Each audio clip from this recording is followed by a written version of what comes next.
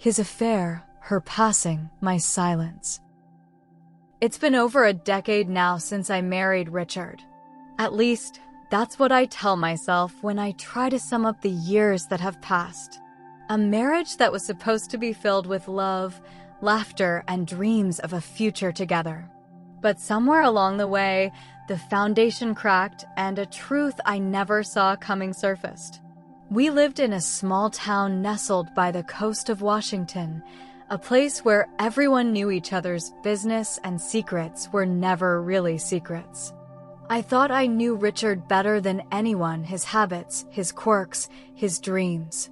I knew how he liked his coffee, how he always wore the same worn-out jacket in the winter, and how he never took his wedding ring off, no matter how much he worked or traveled. But there was one thing I didn't know, a secret that had been festering for years. I found out about his affair when I least expected it. It was like a storm on a calm sea, coming out of nowhere and tearing apart everything in its path. I don't know exactly what triggered the truth to come out, but it did. Richard had been seeing someone else. Someone who existed long before me, his first love, Grace. A woman he had never truly gotten over. She had been a part of his past, someone whose parents had forbidden them to marry, and the one person Richard had always kept in his heart. She was the one who never truly left, even when she was out of sight. The betrayal hit me harder than I thought it would. The lies, the secrecy, the hours he spent away from home, all those quiet moments when I convinced myself it was nothing, turned out to be something. Grace was ruthless. When I confronted her, she didn't hold back. She called me every name under the sun, told me I wasn't worthy of him, that I was too plain, too boring, and so much worse. The things she said to me, it was like I was nothing. She wanted him. And for a long time, Richard kept her at a distance, only for her to return with a vengeance, pulling him back into her orbit. His family knew. They all knew. And not a single person told me. The secret had been carefully guarded for years. My world collapsed around me as I tried to piece together the fragmented versions of the story, desperately searching for answers in the whispers and half-truths everyone had kept from me. It took everything in me not to leave him, but I stayed for the kids, our children, the two little lives that depended on us, even as our own relationship felt like it was disintegrating in front of my eyes. I couldn't throw it all away, not yet. So I forgave him. The wounds were deep, and I knew things would never be the same, but I stayed. And things did get better in a way. Richard was quieter now, his actions more subdued. He tried harder, or so I thought. But the scars were still there, raw and untended. Sometimes I would catch myself looking at him, wondering if his heart was still with me or if part of him was still lost in the past with Grace. I tried to move forward. I focused on the kids, on the mundane tasks of life, on getting through the days without falling apart. It was a delicate balance of pretending everything was fine while knowing it wasn't. But we were making it work. We had to. Then, everything changed in an instant.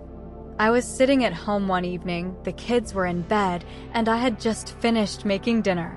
My phone buzzed, a message from a mutual friend, someone I hadn't heard from in a while. They didn't know the full story of what I'd been through with Richard and Grace, but they knew enough. The message was simple. I'm sorry to have to tell you this, but Grace passed away a few days ago. It was sudden. Just wanted to let you know. I froze. The words hit me like a punch to the stomach. My first reaction was disbelief. Grace. Dead? It didn't make sense.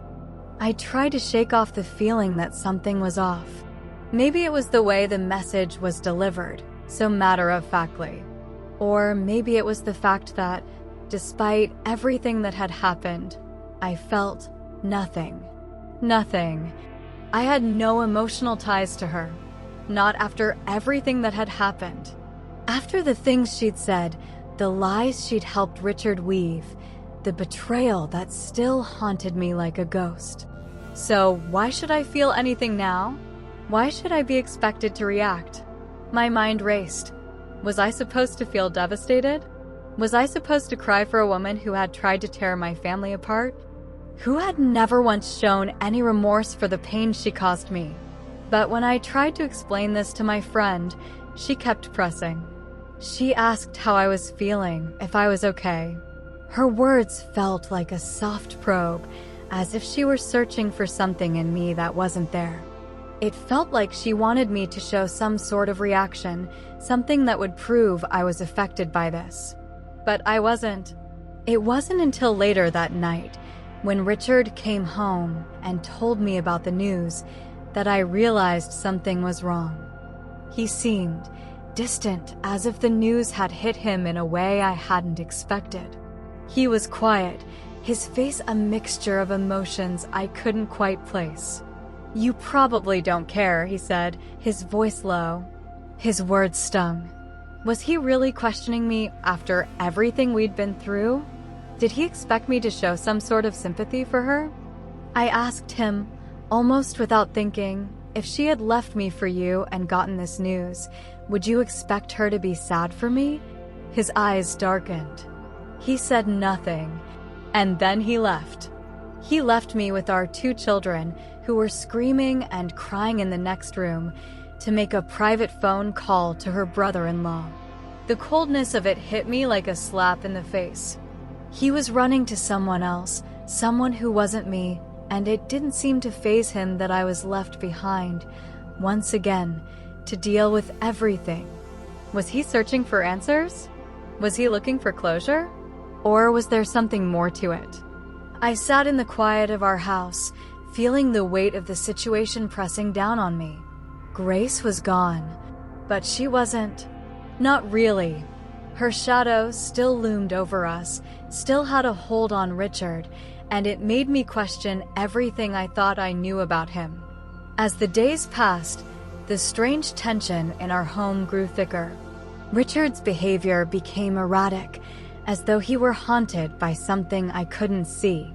He spent more and more time away from home, and when he was here, he was distant, withdrawn, like he was carrying a secret that he wasn't ready to share. I began to wonder if maybe there was more to this than I realized. What if the death of Grace wasn't the end of something, but the beginning of a new chapter in our story? What if, somehow, her death had unlocked something in Richard that had been buried for years? I couldn't shake the feeling that there was something he wasn't telling me, something that had to do with her and with us. The mystery of her passing, the way it affected Richard, and the strange events that followed all began to intertwine into a web of uncertainty. I wasn't sure what I was supposed to do anymore. All I knew was that the past wasn't finished with us yet, and whatever came next, it was only the beginning. You owe him and her nothing. Don't let anyone pressure you, especially in a situation like this. I don't know. A little empathy wouldn't hurt, even if they hurt you. Girl, it seems like you should, but don't care what they think, you're right to feel nothing.